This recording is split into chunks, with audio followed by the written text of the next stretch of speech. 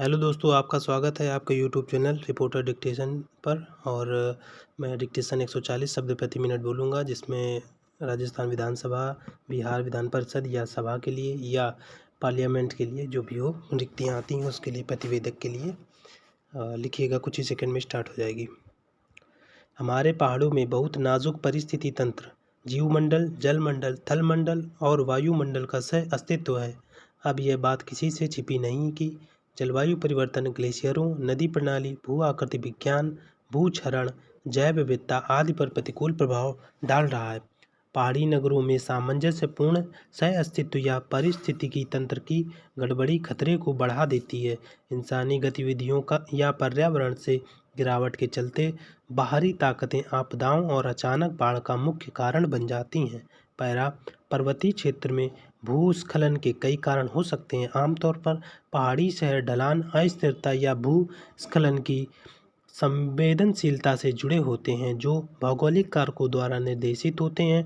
ढलान, ढाल, वक्रता, दिशा, ऊंचाई, लिथोलॉजी, संरचना, चट्टान की ताकत, वन आवरण, निर्मित क्षेत्र, असंगठित और अर्ध समेकित तलछट आदि मानदंडों के आधार पर हम एक भेद्यता मानचित्र तैयार कर सकते हैं। सर्वाधिक संवेदनशील, मध्यम संवेदनशील और सबसे कम संवेदनशील या जोखिम वाले क्षेत्रों को जान सकते हैं। इस क्षेत्र के टेक्टोनिक हलचल, नदी का प्रवाह और वृक्षों की कटाई भी पहाड़ी क्षेत्र को भूस्खलन के प्रति संवेदनशील बनाती है। इधर वनों की कटाई से भूस्खलन की आशंका बढ़ गई है। घरों के नीचे से जमीन खिसक रही है।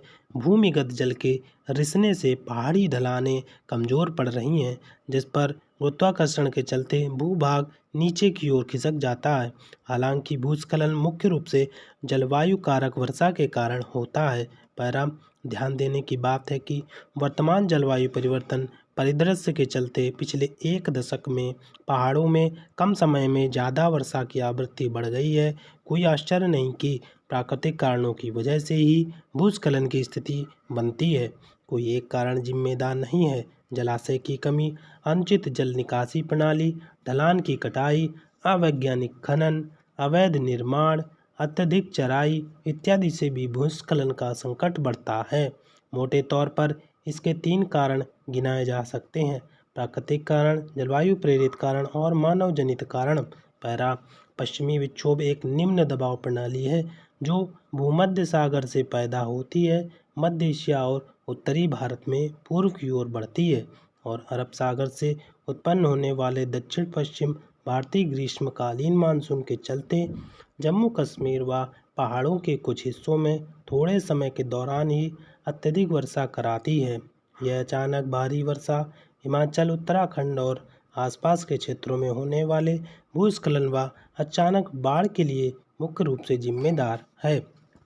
पैरा ध्यान देने की बात है कि हिमालय क्षेत्र में यूरेशियन प्लेट के नीचे भारतीय प्लेट के अभिसरण ने भूगर्भीय चट्टानों को विकृत कर दिया है और जहां से ऊर्जा का निर्माण होता है जो भूकंप के रूप में प्रकट होती है। ऐसे भूकंप से खासकर ढलान वाले क्षेत्रों में बड़े पैमाने पर ज़मीन की सतह कमज़ोर पड़ जाती है। हमने गौर किया है कि हर छोटे बड़े भूकंप के चलते तुरंत भूस्खलन होता है या दरारें उभर आती हैं, उपसतह कमज़ोर हो जाती है और क्षेत्र में लिथो संरचना ढीली हो जाती है। पैरा समस्या बड़ी है तो जाहिर है कि सबसे बड़ा प्रश्न आज यह हो गया है कि समाधान क्या है। पहाड़ी नगर निर्माण नीतियों को सख्ती से लागू किया जाना चाहिए। पहाड़ी बस्तियों में उचित जल निकासी व्यवस्था के साथ उपयुक्त नगर नियोजन को अपनाना होगा। अब हमें सुरक्षा और स्थिरता के साथ जलवायु अनुकूलन और आपदा प्रतिरोधी समाज का निर्माण करना होगा। अब पहाड़ों पर लोगों को आपदाओं के साथ जीने के लिए शिक्षित प्रशिक्षित करना होगा। सभी छोटे और बड़े शहरों की हाई रिजोल्यूशन मैपिंग और नई तकनीक का उपयोग करके भार वहन क्षमता का सही आकलन करना होगा। मतलब अगर किसी पहाड़ या ढलान पर भार वहन क्षमता कम है तो वहाँ भवन निर्माण से बचना होगा। इसे भवन निर्माण संहिता का अनिवार्य हिस्सा बनाना होगा। पैरा अब सिर्फ हिमालय ही नहीं, पूरे भारत में बढ़ती आबादी एक चिंताजनक मुद्दा है। इसलिए सबसे बड़ी चिंता जीवन शैली में बदलाव की है। ऐसा देखा जाता है कि जो शहर व्यापारिक केंद्र बन जाता है वहाँ लोगों के बसने से उसका तेज विकास होता है। हमें अब संवेदनशील क्षेत्रों में व्यापारिक केंद्र बनाने से बचना होगा।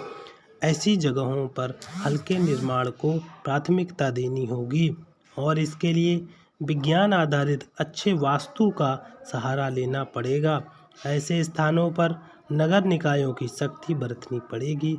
अभी कई व्यावहारिक कमियां हैं। अभी हम पहाड़ काटते हैं पर उसके समाधान की ओर ध्यान नहीं देते, जबकि यह अव्यावहारिक और अवैज्ञानिक है। पैरा बचाव का कोई छोटा रास्ता नहीं है। हमें खुद को अधिक शिक्षित और जागरूक करना होगा।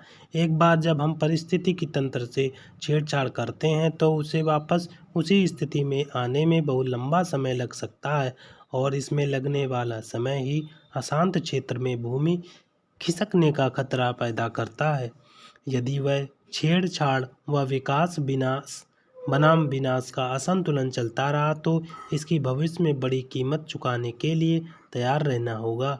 कहा जा सकता है कि ऐसे में हिमालय का भविष्य बेहद असुरक्षित है। इसे प्रभावित करने वाले बहुत सारे कारक एक साथ सक्रिय हैं। पैरा हम सर्वाधिक संवेदनशील क्षेत्रों की निगरानी बहुत ज़रूरी है। वर्षा गेज, पीजोमीटर, इंक्लिनोमीटर, एक्सटेंसोमीटर, NSAR की मदद लेकर चेतावनी तंत्र को मजबूत किया जा सकता है। निगरानी का सबसे अच्छा संभव तरीका है कि हिमालयी राज्यों की केंद्रीकृत परिषद का निर्माण करना होगा। इसमें अलग अलग राज्यों के आपदा प्रबंधन प्राधिकरण शामिल किए जाएं। इसमें मुख्य फोकस जमीन की सतह और उप सतह के तनाव के आकलन पर होना चाहिए। भारतीय हिमालयी क्षेत्र में आपदाओं को कम करने की दिशा में रणनीतियों के प्रभावी और कुशल निर्माण के लिए सभी प्रभावी सूचनाओं को सभी हिमालयी राज्यों द्वारा प्रसारित और साझा करने की ज़रूरत है।